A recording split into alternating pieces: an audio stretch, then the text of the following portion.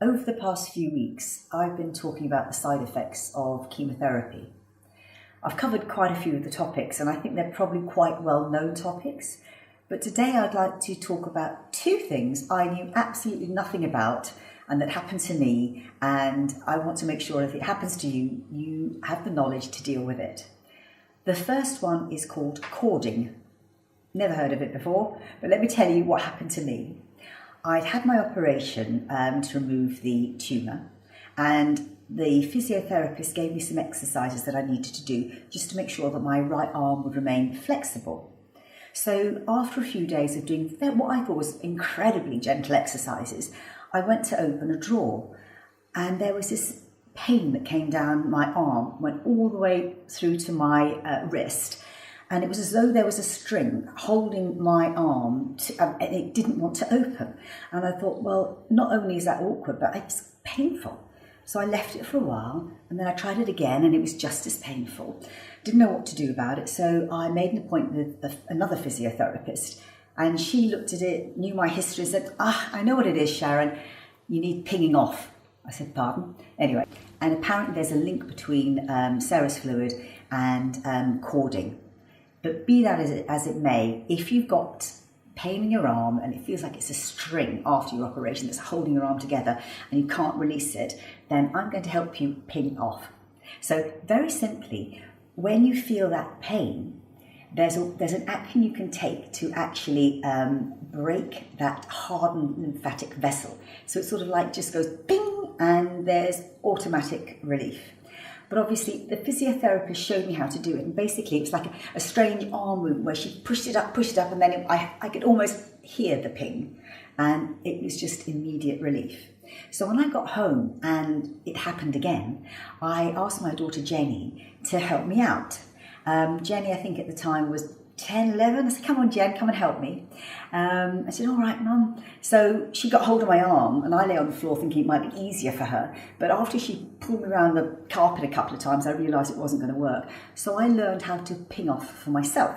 Essentially, when you feel something taut in your arm, you can literally, you pull your arm until you feel it go. It won't hurt you. There's nothing wrong in doing it, but you do feel easy. If you do nothing about it, it will eventually disappear. But I don't know how long it takes, and I wasn't going to wait that long. So that's cording, and pinging off. It's a really peculiar thing, but you can do it yourself. The second one, which is actually, I think, far more serious, is about the loss of estrogen leading to a problem with your bone strength, your bone density, and that could mean osteoporosis. So for me, I had my first operation to remove the tumour in 2004. I was 48 years old, and that brought on an early menopause. Now, what happens with the menopause is that obviously your estrogen levels just drop. So they had dropped a lot earlier than they should have done, which means that it will lead to a thinning of your bones. But no one told me that. I had no idea at all. And it took until a couple of years ago for me to realise that I had an issue.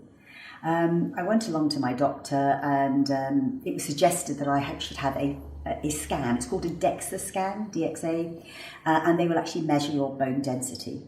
And I thought, well, there's nothing wrong with me. I'm not going to have a problem with my bone density. I've been running for 12 years. I'm fit. I'm fine. Well, I got the results back, and I was osteopenic from the hips down, which means borderline osteoporosis, and I had osteoporosis from the hips up. I was devastated. So I was put on the medication to deal with it, but I also thought, shouldn't someone have told me about the loss of estrogen when you have the menopause, even if it is brought on by chemotherapy, so I can do something about it? I did investigate, and obviously because I have something called BRCA1, I don't want to get complicated, but it means there are lots of different reasons why perhaps I shouldn't have HRT, which a lot of people have for the menopause. It just meant that my bones were actually thinning faster than they should.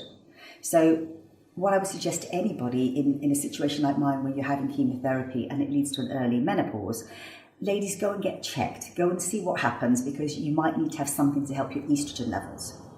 But there's one final thing I would say about estrogen. Your body needs it because it's great for tissue health. And that's not just how your skin is and anything else, but actually there's lots of internal tissue like your vagina that you need to keep healthy, because that wards off all kinds of things like UTIs. So you really need to check with your doctor, and if you don't get satisfaction, press and get the information.